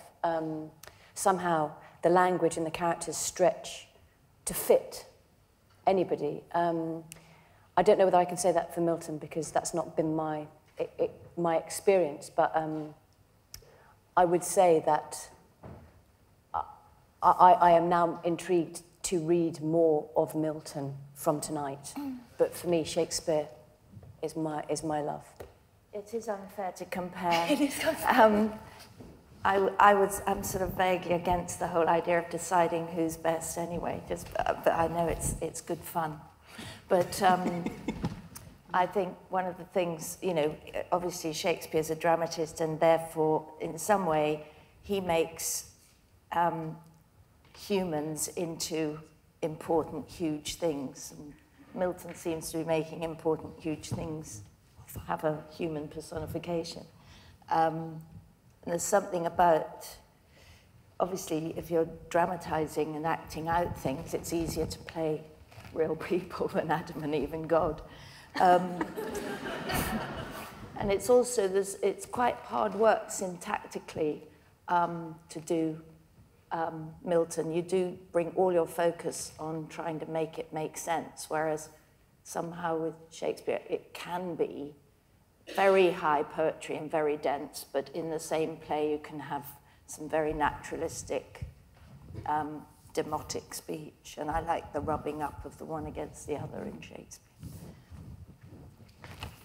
Thank you so much. I think what we're going to do now is we will be taking some questions, but I'm going to ask you to cast your votes. we have boxes that are going to come round. You each have one of these, I think. It says Shakespeare and Milton.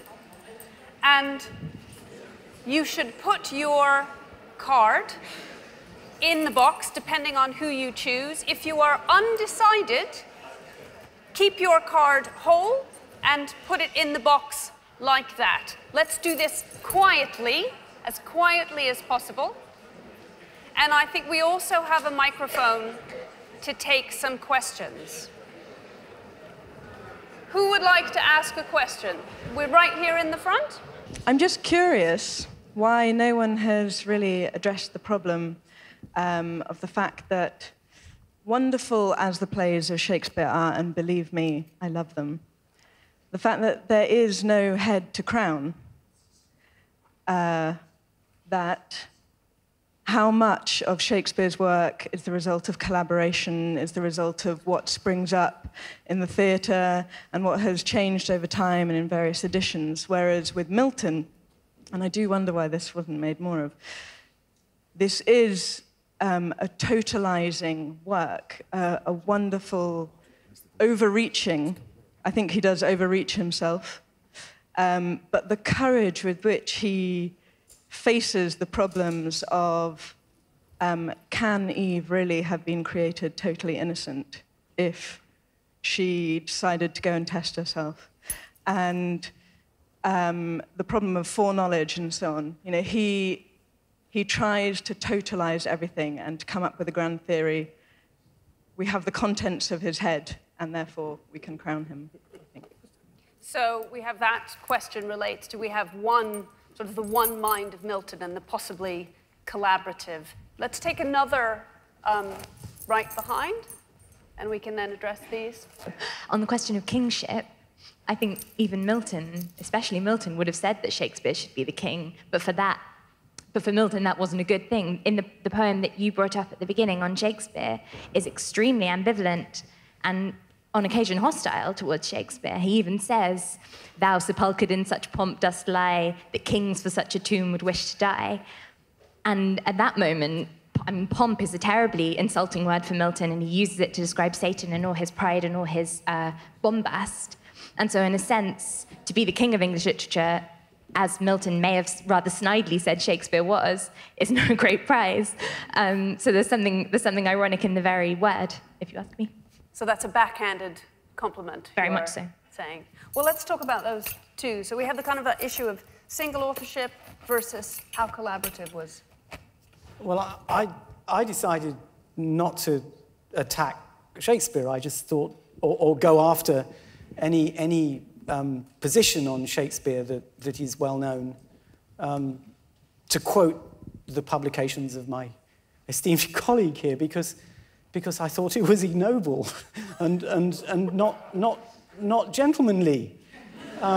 So fair in love and war. And yes. debate. So that was the view I took.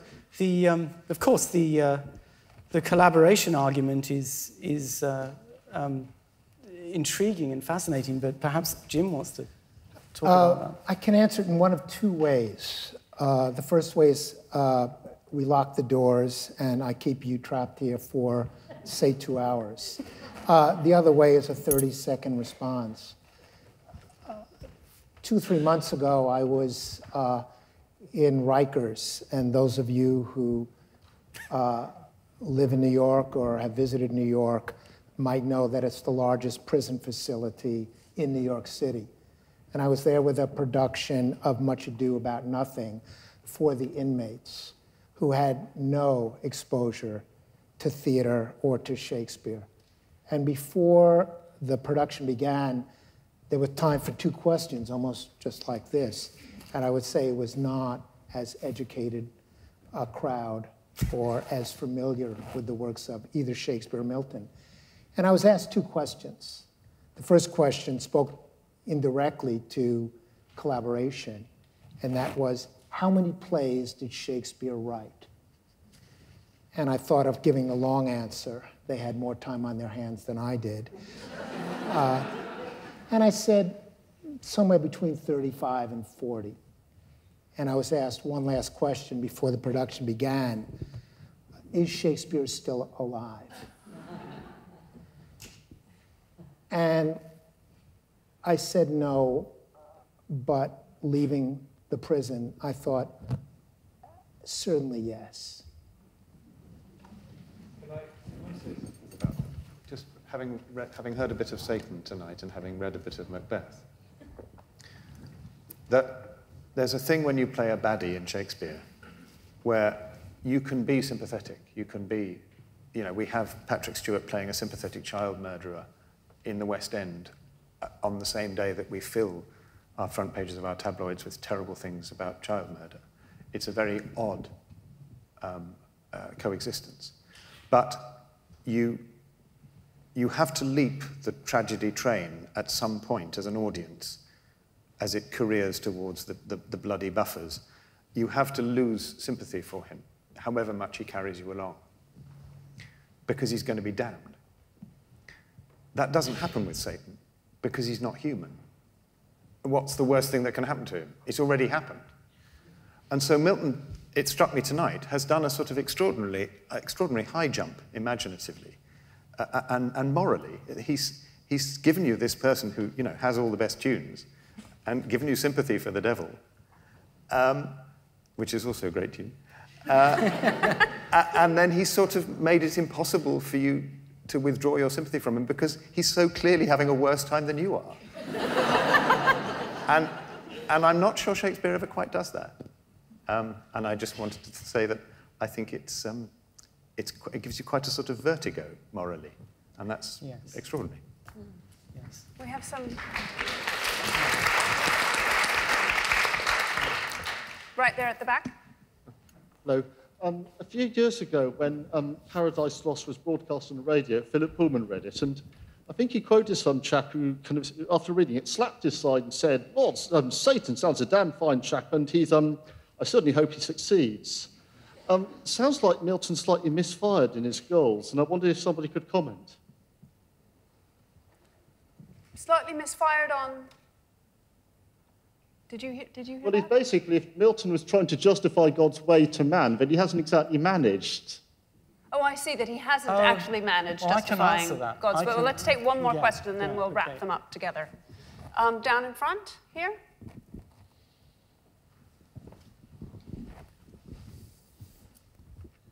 I'm afraid this is rather an obvious question, but I'd love to hear Nigel addressing it. Is Milton misogynist?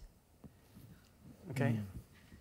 So let's take he's not justifying God's ways to man, and is he a misogynist? Okay, well, the second one is very easy to answer. The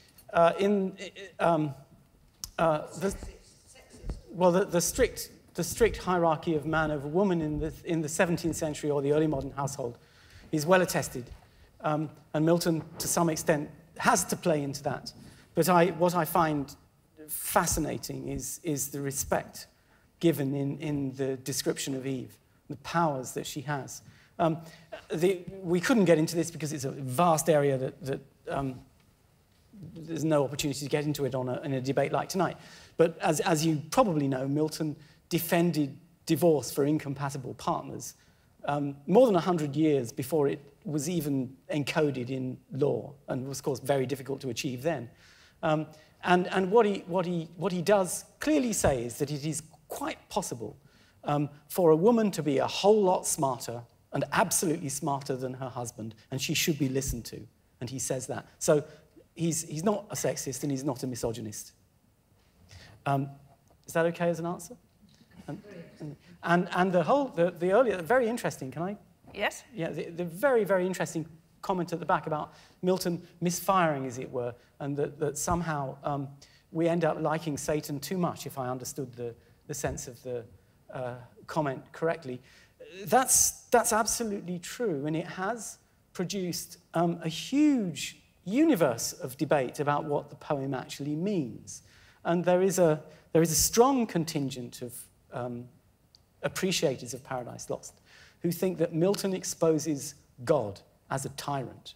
It's God who provokes Satan, and God should have treated him differently. There's no time to go into that, but that is one way of reading the poem. There's a powerful tradition of that. So part of the greatness of the poem as it lives through time with us to this moment is that it profoundly divides its readers. Who else? There was at the back. I was one of the people who voted for Shakespeare when I came in. And part of the reason for that was because we're talking about kings of English literature. And my reason was that outside of England, Shakespeare is renowned.